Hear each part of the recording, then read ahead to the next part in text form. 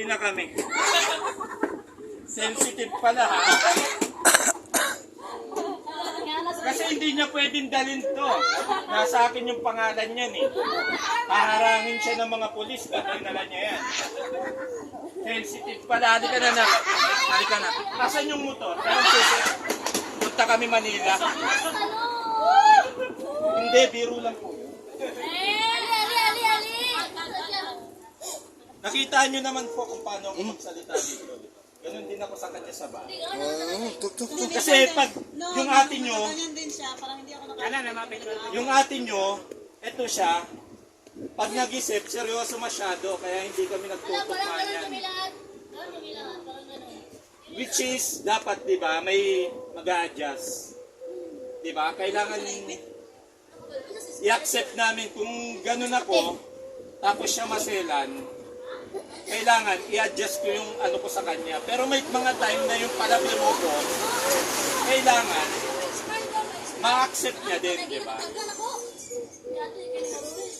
Hindi, totoo lang ha. Hindi ko na nakainom ha. Lasing lang ako. Hindi, totoo lang. Totoo. Ate nyo maselan yan. Lalo pag sa mama nyo. Yun nga yung sinasabi niya. Nagalit pa to sa akin. Ba't nagsalita ako ng ganun? Sabi ko, hindi naman siguro aanuin ng ate mo yun. Biro lang yun sa akin eh.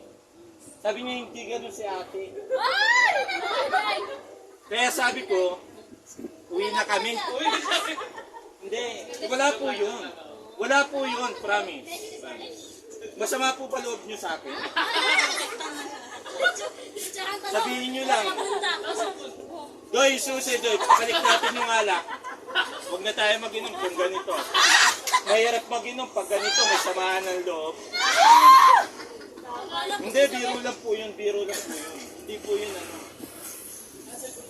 Kasi kami sa abroad po, pag may nangamusta, kamusta, lalo yung mga hindi mo naman friends sa Facebook na, alam mo yun, sa eskwelahan, yung hindi mo naman close, bigla mga ngamusta, sa abroad iba yan.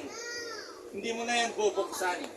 Kaya nung nagsalita siya ng kamusta, hindi ko naman alam na ate niya. Kaya sabi ko, mangungutang yan. Huwag mong anuhin. Yun yung usual talaga, promise. Hindi, wag po kayong